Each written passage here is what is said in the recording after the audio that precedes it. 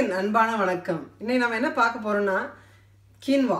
இது எப்படி பண்றதுன்னு நம்ம பார்க்க போறோம். இது ரைஸுக்கு ஒரு நல்ல சப்ஸ்டிடியூட். ஏன்னா ரைஸ்ல வந்து அதிகமாக சுகர் கண்டென்ட் இருக்கு. இதுல வந்து வெரி லெஸ் சுகர் கண்டென்ட் இருக்கு. அதே சமயத்தில் அதிகமான ஃபைபர் இருக்கு. இதை கண்டிப்பாக நம்ம சமையலில் யூஸ் பண்ணணும். அது எப்படி பண்றது நம்ம பார்க்க போறோம். அது ரொம்ப ஈஸி. நான் உங்களுக்கு காட்டுறேன். நம்ம ஊரில் கிடைக்கிற கேழ்வரகு மாதிரியே இருக்கும் பார்க்கறதுக்கு. எப்படி நம்ம கேழ்வரகு வந்து ரொம்ப ஒரு ஆரோக்கியமான பொருள்னு சொல்கிறோமோ அதுமாதிரி இந்த கின்மாவும் வந்து ரொம்ப ஆரோக்கியமான பொருள் தான். அதனால் நம்ம இதை எப்படி பண்ணுறதுன்னா, ஒரு கப் ரைஸ் எடுத்துக்கிற மாதிரி நான் வந்து இப்போ ஒரு கப் கீன்வா எடுத்துக்க போகிறேன். ரைஸுக்கு வந்து எப்படி நம்ம 2 மடங்கு தண்ணி ஊற்றுறோமோ அதே மாதிரி 2 மடங்கு தண்ணி ஊற்றணும் கரெக்டாக இது வேகிறதுக்கு.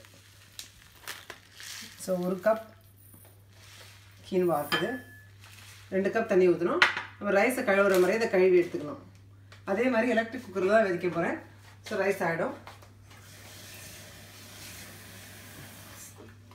எப்படி வாஷ் பண்ணுறது நான் உங்களுக்கு காட்ட போகிறேன்.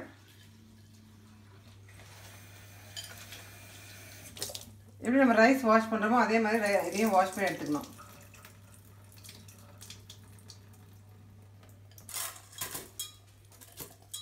ஸோ அதை அப்படியே ரைஸ் குக்கரில் போட்டு 2 கிளாஸ் தண்ணி ஊற்றிடலாம் இப்போ கரெக்டாக.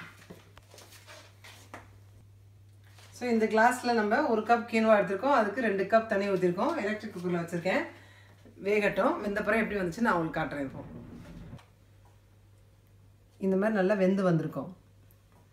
ஸோ நார்மலாக ரைஸ் போடுற மாதிரியே பிளேட்டில் போட்டு சாப்பிட்லாம்.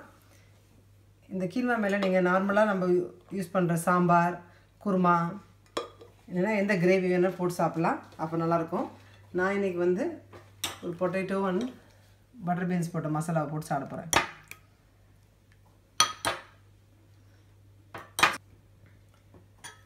இந்த மாதிரி வெஜிடபிள் குருமா இல்லைனா வேறு எந்த கிரேவி வேணாலும் போட்டு நல்லா சாப்பிட்லாம். அப்படி சாப்பிடும்போது என்ன ஆகுதுன்னா வந்து ஏற்கனவே நல்ல வெஜிடபிள்ஸ் இருக்கனால அது ஒரு ஹெல்த்தியான ஒரு டிஷ்ஷாக இருக்குது.